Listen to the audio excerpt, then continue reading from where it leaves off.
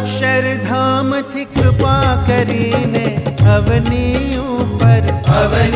ऊपर आव्या। सर्वोपरि निष्ठाने काजे अक्षर मुक्तो लाव्या रे।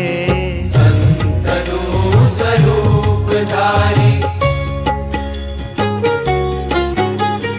काम मेळावे जन्म धरीने बाळ चरित्रो